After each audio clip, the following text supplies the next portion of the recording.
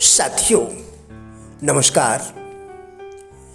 अंतर तो केवल उस बोध अर्थात ज्ञान का होता है जो किसी मनुष्य को सही कार्य में लगाता है। जानिए कैसे। मैं राजेंद्र भाटिया आज इसी विषय पर आपके साथ वार्ता करूंगा। समाज को जरा गंभीर होकर देखिए। इंसान किन चीजों में व्यस्त है, कौन सी आदतों को, ढर्रों को उसने अपना रखा है तथा कैसे वो खुद को बंधन में अनुभव कर रहा है।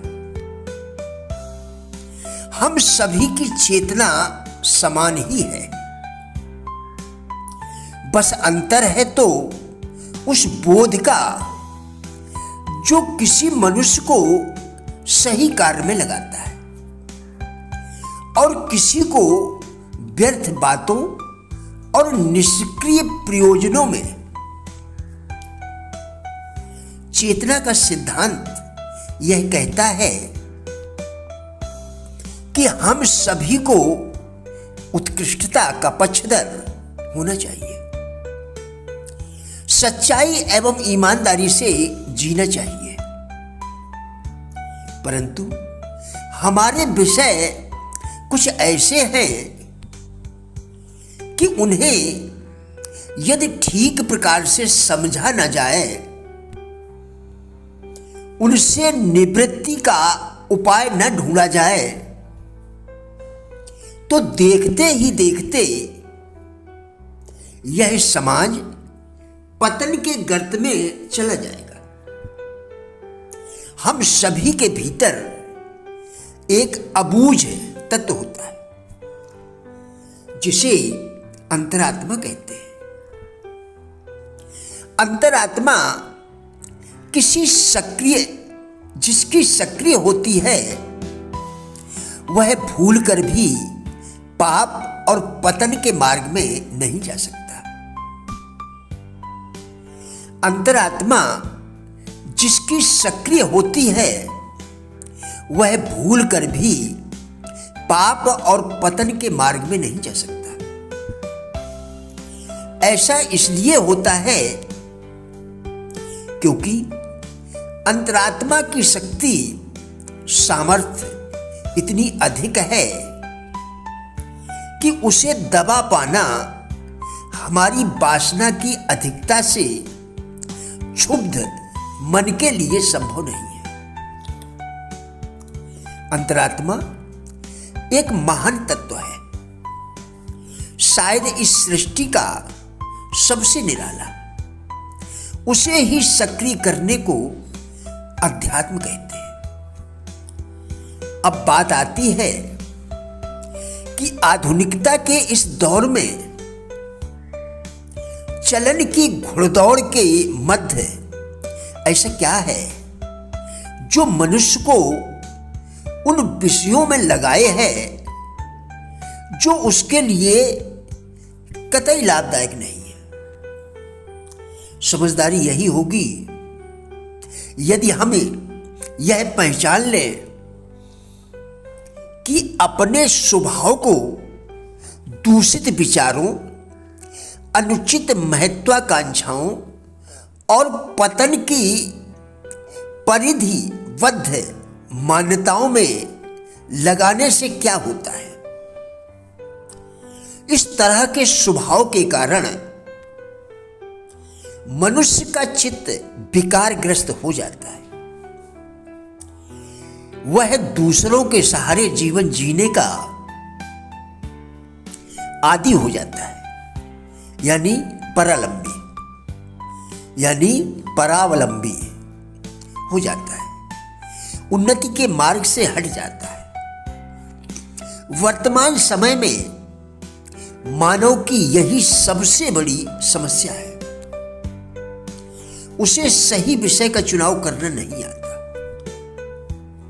सारा समय व्यर्थ के असमंजसों में बिताता है। ऐसा इसलिए होता है क्योंकि व्यवहारिक रूप से उसे यह शिक्षा नहीं दी गई कि सही विषय का चुनाव कैसे किया जाए। आत्मचिंतन एवं आत्मगौरव से रहित व्यक्ति बाहरी संभावनाओं में विचरण करता है। आदतवश यदि कोई स्वेच्छा का गलत इस्तेमाल करे जिससे उसका पतन हो जाए, तो ऐसे व्यक्ति को क्या कहा जाए? पहले तो यह पढ़ाई कराई नहीं जाती, कि वातावरण के साथ हमें कैसा व्यवहार करना चाहिए।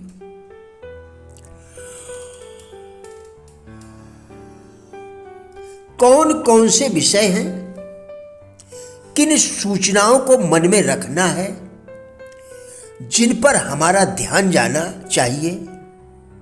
समझदार व्यक्ति एक ही बात का ध्यान रखता है कि मुझे अंततः अपनी भलाई के मार्ग पर ही जाना है, परमात्मा के बताए मार्ग पर चलना है, यानी अंतरात्मा की आवाज का अनुसरण करना है। जब इस प्रकार के भाव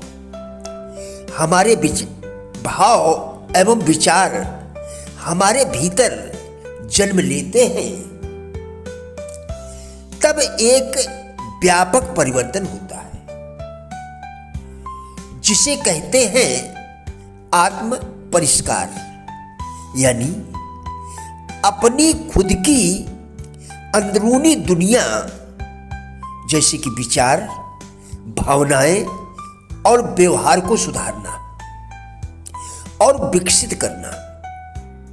यह एक प्रक्रिया है जिसमें आप अपनी कमियों को पहचानते हैं, उनके कारणों पर विचार करते हैं और फिर जीवन को बेहतर बनाने के लिए कमियों को सुधारते हैं। प्रिय साथियों, हमारा उद्देश्य इन वीडियोस के द्वारा लोगों में जीवन के प्रति सकारात्मक दृष्टिकोण एवं जिज्ञासा पैदा करना है। कृपया वीडियो पूरा देखकर विचार करें, क्या यह आपके लिए उपयोगी है? यदि हाँ, तो कृपया लाइक और शेयर करके चैनल को सब्सक्राइब करके हमारा भी उत्साह बढ़ाएं। वीडियो देखने के लिए धन्यवाद।